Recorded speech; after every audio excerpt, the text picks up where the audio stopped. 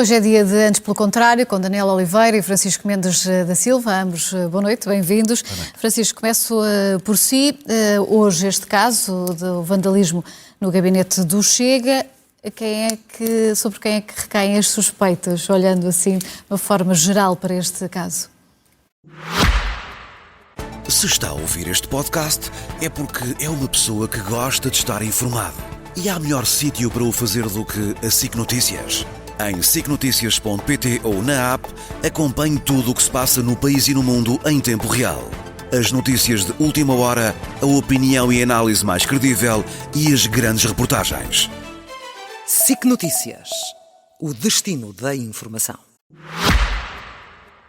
Nós temos de ter muito cuidado com a forma como manuseamos os factos e exprimimos as nossas opiniões. Mas um dos cuidados que eu acho que devo ter é não deixar que me façam de parvo. Não gosto. Não sou o único. Não gosto que me façam de parvo.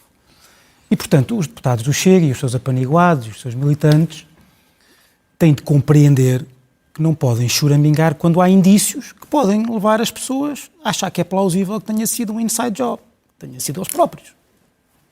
Pronto. Não sei se foi, se não. Cá estarei quando houver outros indícios. Mas os indícios que nós temos agora são alguns e são os seguintes. Em primeiro lugar, se isto fosse forjado pelo Chega, não era nada que... É óbvio que choca. Mas não é nada que seja implausível tendo em conta aquilo que nós conhecemos do Chega, das práticas do Chega, do seu grau de desonestidade. Isto não atingiria um novo grau de desonestidade e de mistificação que o Chega costuma utilizar. Ainda recentemente, num vídeo também na internet, feita no Parlamento, André Ventura faz uma coisa grotesca. Uma mentira brutal sobre os deputados que estão a trabalhar ou não. Aliás, isso eu recomendo aos nossos telespectadores que vejam, se não viram ainda, a explicação que o Miguel Morgado fez ontem no programa dele, no Torto e Direito, sobre como o André Ventura mentiu de forma descarada sobre os deputados não estarem a trabalhar no Parlamento. E, portanto, podemos ficar chocados, se calhar, com qualquer outro partido. Este facto, por muito que seja surpreendente, essa eventual falsificação de uma vandalização do gabinete do André Ventura, não seria muito surpreendente, tendo em conta o que nós conhecemos do Chega. Depois a fita do tempo. O que é que nós conhecemos? O que é dado a conhecer? E poderão ser, entretanto, apurados e publicados outros factos. Os últimos a saírem do gabinete de André Ventura foi o próprio André Ventura e a sua secretária no final da tarde de ontem. Uhum. Deixaram a porta aberta contra aquilo que é as regras comuns de cuidado. Sobretudo quando se tem lá documentos que são assim tão importantes. Quando supostamente tem lá, segundo dizem, o Parlamento fecha às 21 horas. No dia seguinte entram primeiro as senhoras da limpeza e depois entra o deputado que ia fazer o TikTok, provavelmente o mesmo que andou a filmar o André Ventura nos gabinetes dos outros. Deve ser um deputado que anda sempre com a câmara na mão, deve ser seguidor da escola dinamarquesa do Dogma 95, deve ser um Lars von Trier da Pérola do Atlântico, sempre com a câmara na mão, e provavelmente lá foi ele às 7 da manhã, porque gostaria de encontrar aquele tom sépia do sol a nascer, entrar pelas janelas, de ser a luz que ele queria filmar no seu filme. Depois está aqui a sugerir que não foi por acaso. Não estou a sugerir, estou a dizer que não me tratem por parvo e que não achem, os deputados do Chega e os seus apaniguados não podem chorar se nós olharmos para os factos que existem e que possamos ter isso, e que a própria PJ e a própria investigação criminal possa ter isso como uma hipótese de trabalho. Porque depois nós também olhamos para o vídeo, e deixem-me dizer o seguinte: o vídeo, só nos filmes maus, é que quem quer roubar qualquer coisa espalha aquilo tudo causa aquele espalhafato todo. Ainda por cima com quadros que caem da parede e não há um único que tenha partido o vidro. Não há. Se era para roubar, aliás, o interesse de qualquer pessoa que queira roubar qualquer coisa é que só seja detectado o mais tarde possível. E, portanto, não pode causar aquele estardalhaço todo. A outra hipótese repare, a única pessoa que eu vi a colocar a hipótese contrária foi hoje à tarde aqui na SIC, o professor Bacelar Gouveia. E diz uma coisa que me parece certa, que é A única alternativa, certa, mas vejamos como aparentemente é absurda, diz ele, as pessoas que querem fazer isto, obviamente não passam pela polícia, portanto não aparecem nas câmaras, não são identificados pela polícia. E portanto das duas uma, ou isto são uns seguidores de Guy Fawkes, aquele senhor que em 1605 entrou no Parlamento inglês para matar o rei Jaime com pólvora, entrou com pólvora, que ficou conhecido como a única pessoa a entrar no Parlamento com intenções sérias, ou então são as mesmas pessoas que assaltaram o Louvre. Nós neste momento não sabemos que haja indícios recolhidos de que o Parlamento que alguém entrou no Parlamento por vias. Eu já não vou ao Parlamento há alguns anos, confesso. Fui deputado pouco tempo, mas já naquela altura não era propriamente fácil entrar. Mais brilhante que o Parlamento conheceu, aliás. Quando tu foste deputado. A única pessoa a entrar no Parlamento com intenções sérias em Portugal. Mas é que saíste depressa. E, portanto, aliás, a própria contra-argumentação de André Ventura, feita num filme esta tarde, em que ele diz, que fala da sua linha do tempo, a sua fita do tempo, que é, eu ontem, ou na sexta-feira, disse que tinha documentos importantíssimos que mostravam que eram gravíssimos sobre Luís Neves e a sua liderança da PJ, etc, etc. E depois, pelos vistos, esses documentos importantíssimos, que eram fundamentais, só há uma cópia, estava numa gaveta, num gabinete de porta aberta. Sim. Nada disto é plausível. Sim. Daniel, de facto, essas declarações foram feitas a semana passada. Eu creio que André Ventura estava até no Porto quando fez essas declarações. Nós estávamos aqui em estúdio a ouvi-lo. Seria plausível, expectável que esses documentos tivessem chegado às mãos do Ministério Público, que está precisamente a investigar a atuação de Luís Neves, e que não estivessem só neste gabinete? Bem, muito seria plausível que não estivessem só no gabinete, sobretudo seria plausível que não estivessem num gabinete aberto. Ou seja, a história não tem pés nem cabeça. Quer dizer, pode acontecer. Há coisas que acontecem e não têm pés nem cabeça. Eu trabalhei na Assembleia da República 3, 4 anos. Os gabinetes, em regra, ficam fechados. Não deixam gabinetes abertos com documentos lá dentro, num sítio onde trabalham pessoas de partidos diferentes uns dos outros, com intenções diferentes. Dizer que houve um reforço, nós sabemos agora que houve um reforço do protocolo de segurança recentemente a pedir para que eles ficassem fechados. Já foi há muitos anos, eu não quero dizer quantos, porque se percebe que eu sou velho, e na altura, o edifício novo era recente, portanto basta pensar nisso. E na altura já havia regras de segurança bastante, controle à noite, aconteceu, fazer noitadas e sei que o controle à noite vinha, batiam à porta, a dada hora batiam à porta para saber se estava lá alguém. A segurança confirma que fez a ronda, não só viu distúrbios, e nós olhamos para aquelas imagens, aquilo dava um certo estardalhaço, não é? As pessoas a tirar quadros para o chão, com cuidado para eles não se partirem. Pronto, para mim não é plausível que André Ventura, na sexta-feira, diga, tenho documentos importantíssimos que vão tramar de Luís Neves, e esses documentos estão no seu gabinete aberto. Aliás, segundo vi na notícia da SIC, as 2 penas que supostamente desapareceram, André Ventura não se lembrou de dizer à Polícia Judiciária que eles tinham desaparecido, que era o móvel do crime. Ele lembra-se que é o móvel do crime, mas não se lembrou de dizer à Polícia Judiciária. O deputado da Assembleia da República, que já foi dito, em férias às 7 horas da manhã, foi direto, deve ter tido um pressentimento. Acontece, nós com os pais e com os filhos e com pessoas que são muito importantes, temos estes pressentimentos. Ele teve um pressentimento que tinha acontecido alguma coisa no gabinete do André Ventura, porque não foi para filmar o TikTok, porque o TikTok foi filmado noutra sala, e seria, aliás, um bocado estranho que ele fosse ao gabinete de outra pessoa filmar o seu TikTok, tem o seu gabinete. Eu fico um pouco de pé atrás, porque eu ainda me lembro da quase morte de André Ventura, o único português que ia morrendo com um refluxo no último dia de campanha. Lembro-me desse festival. Fico contente porque a saúde está boa, nunca mais teve um problema de refluxo, se calhar na próxima campanha, no último dia, volta a ter outra vez, e vi a imagem do quadro de Nossa Senhora no chão, não sei se viram, se fizeram um zoom da vocês próprias, se fizerem um zoom, está uma imagem da Nossa Senhora com um terço caído milimetricamente em cima do quadro, e o quadro não está partido, o que eu também acredito que é uma coisa divina. O André Ventura tem esta capacidade de os astros se moverem para conseguir a melhor imagem possível do ponto de vista cénico, em que um quadro da Nossa Senhora não partido tem um terço que lhe cai exatamente em cima, no meio de pessoas que estão a assaltar o seu gabinete. Mas admitindo, Daniel, Estou a admitir que tudo isto é uma fachada, há aqui hipóteses. também algum descrédito no próprio papel da Polícia Judiciária, Claro, que agora estou na vai esquita. entrar Desculpa, não vamos inverter, investigar este não caso. vamos inverter a ordem das coisas. Das duas, uma. Houve uma quebra de segurança, isso é grave. Claro. É grave, porque quer dizer que à meia da noite alguém consegue entrar no Parlamento, entrar num gabinete, assaltar o gabinete, virar um gabinete de pernas para o ar do líder do segundo maior partido do Parlamento, sair do Parlamento e ninguém dá por nada. É grave. Tem que ser uma coisa absolutamente nova, porque nunca nada de semelhante aconteceu no Parlamento, desde que o Parlamento foi cercado em 75. Alguma coisa aconteceu desta gravidade.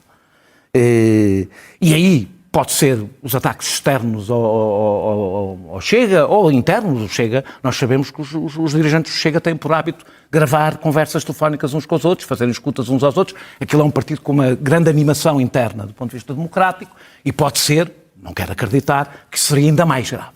Agora, muitíssimo mais grave do que isto ter sido uma falha de segurança é isto não ter sido uma falha de segurança. Porque se isto não foi uma falha de segurança e a isto se junta a insinuação que André Ventura fez hoje, de que isto foi feito amando ou por interesse do Ministro da Administração Interna do Primeiro-Ministro. Ou seja, se aquilo a que estamos a assistir é uma insinuação, ainda por cima, tentando acusar o Governo de ter mandado de alguma forma, ou direta ou indiretamente, assaltar o gabinete de André Ventura. André Ventura, eu aí discordo, não é o mesmo grau. É um degrau de uma gravidade que faz tudo o que André Ventura fez até agora. Portanto, espero que os jornalistas não larguem este caso. Espero que não larguem este caso. Porque se isto foi uma falha de segurança, é bom que não o larguem, porque quer dizer que a segurança do Parlamento tem que ser radicalmente alterada. Se isto não foi uma falha de segurança, estamos perante um crime, porque a simulação de um crime é um crime, e estamos perante um crime dentro do Parlamento, para atacar as instituições. E isto tem que começar a ter consequências. André Ventura não pode insinuar que o Ministro da Administração Interna esteve atrás de um assalto ao seu gabinete e isso passar como se não fosse nada. Não pode. Vamos avançar com esta certeza que um crime há de certeza, ou de Qual deles é que vandalismo, vamos ver? ou eventualmente uma simulação. Vamos passar para outro tema que nos prende nos últimos dias. Este caso de Luís Neves, de alguma forma também relacionado com o que acabámos de falar.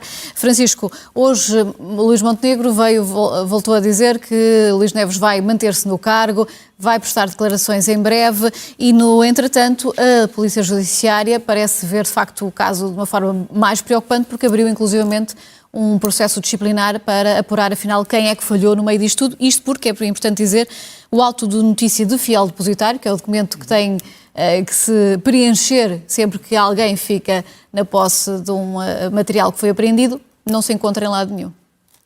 Pois, eu espero também que neste caso os jornalistas não larguem o assunto. Eu olho para este caso a partir do...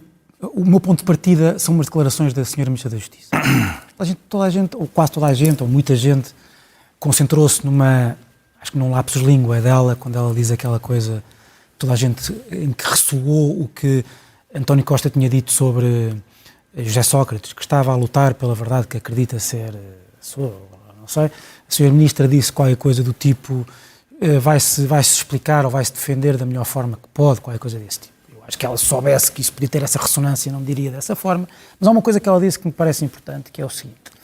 Ela disse, lembrou o caso dela quando foi a fuga de Val dos Judeus, em que eu próprio aqui a elogiei quando disse, ao contrário do que a oposição estava a dizer, que ela devia falar logo, etc., ela esperou 3 dias, teve um relatório e falou e matou. E não foram 3 semanas, foram 3 dias. Calma. Ela disse isso e eu acho que ela... essa forma de pôr as coisas é importante, mas o problema é que se aplica por contraste ao caso do Ministro da Administração Interna. Por 2 razões. Em primeiro lugar, porque 3 dias não são 3 semanas, como o Daniel já disse, e depois porque, na maior parte, a grande parte das coisas que estão aqui envolvidas são coisas que o Luís Neves sabe de conhecimento direto. São coisas que sabe de conhecimento direto, pode explicar. Mesmo que não tenha ali à mão os documentos, pode explicar, porque se lembra de tudo, E depois diz, eu aqui em 2 ou 3 dias mostro a documentação toda. Por exemplo, quanto à casa, quanto pagou, tem as faturas ou não tem, tens os recibos de pagamento ou não tem, já não podia ter explicado. Quanto à falta da apresentação das declarações de património e de rendimento, falhou 3 vezes quando estava à frente da Polícia Judiciária. Já não podia ter dito qualquer coisa sobre isso, porque é que não o fez? Nem que fosse para pedir desculpa. Porque aí também depois convém saber, eu confesso que ainda não sei se isso aconteceu ou não, porque só é crime se tiver sido notificado para isso, depois da falha, e não o ter feito. Mas de qualquer modo, imagino que não era notificado porque falhou ele, falhou o Tribunal Constitucional, falhou toda a gente. Podia muito bem vir dizer, olha, passou-me. Se calhar nós retiraríamos de algumas consequências sobre a sua tendência para a informalidade, mas já podia ter dito qualquer coisa. Porque é que nós precisamos de esperar para ele dizer qualquer coisa sobre isso? Vai fazer agora uma intervenção pública a tarde toda, com vários fascículos, a explicar todos estes casos. Quanto à questão do outro lado, é verdade que ele se calhar precisa de recolher informação do que se passou, mas ele próprio há de ter alguma ideia sobre qual foi a sua intervenção ou a falta dela. Já podia ter dito qualquer coisa. Portanto, das duas uma, ou a explicação, passado este tempo todo, ou há uma explicação para isto tudo que é cristalina e irrefutável, ou então o Ministro da Administração Interna e todo o Governo tem um problema. Daniel, pego aqui num termo usado pelo Francisco para te colocar a questão. Francisco falava em informalidade. Pergunto se, na eventualidade de estarmos perante demasiada informalidade, nomeadamente na gestão da Polícia Judiciária, se isso é um facto que pode ser difícil de explicar. Ao contrário do que o Francisco estava a dizer, que há coisas que são fáceis, mas poderá essa informalidade ser difícil de explicar, nomeadamente o facto de não haver, por exemplo, este auto de notícia do fiel depositário ou de não existirem os recibos? Eu não vou tirar não vou tirar porque, ao contrário de Rui Rio, que acredita na presunção de inocência sempre, a não ser quando está em causa alguém, que é neste caso, porque ele, se bem se lembram das buscas, que eu acho que critiquei bastante à sua própria casa, Rui Rio agora deixou de acreditar na presunção de inocência, depois volta a acreditar, dependendo dos casos, que é uma coisa que me entristece um pouco. Portanto, eu acredito na tese, mas é uma fé, até haver explicações, é uma fé na tese da informalidade. Acho, aliás, que provavelmente é esse exatamente o problema de vários destes casos, de alguém que gosta de ver acontecer, gosta de resolver um problema, havia ali um problema, acredito mais nisso do que sei do percurso do antigo diretor da PJ e hoje ministro, do que sei do percurso do que propriamente do dolo ou do interesse próprio para resolver, mas vamos resolver isto, é preciso, a Polícia Marítima diz que é preciso tirar dali o outro lado, olha, resolves-me lá isso do outro lado. Não é um pormenor de um diretor da PJ. Porque um diretor da PJ tem um conjunto de poderes onde a informalidade é um perigo para os cidadãos. Portanto, tanto pode ser informal para despachar o outro lado, como pode ser informal para retirar direitos a cidadãos ou para fazer determinado tipo de investigações, e isso é um problema, e também é um problema no ministro. Mas eu até já disse várias vezes que os casos que conhecemos aqui, para mim, são mais graves enquanto ele era diretor da PJ do que propriamente como ministro, por causa do tipo de poderes que tem num sítio e no outro. O ministro, curiosamente, tem menos poderes informais do que um diretor da PJ. Os seus poderes informais são menos perigosos do que num diretor da PJ, até porque mais escrutinados, como temos visto, aliás. É evidente que há uma campanha a conta-gotas. Eu lembro que houve uma notícia sobre a piscina e depois, uma semana depois, uma notícia sobre o parque de estacionamento. Na realidade é a mesma notícia, é a mesma história, não é?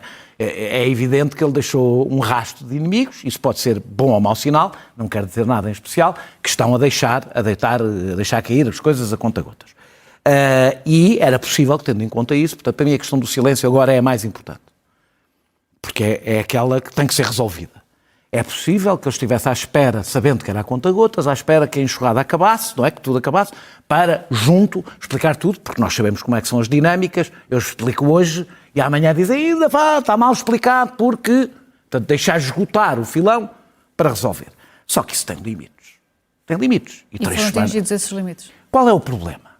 É que ao manter-se calado durante tanto tempo, dá espaço, por exemplo, a uma CPI que eu acho perigosa. Acho perigosa tendo em conta o objeto. E o objeto não é Luís Neves, é PJ.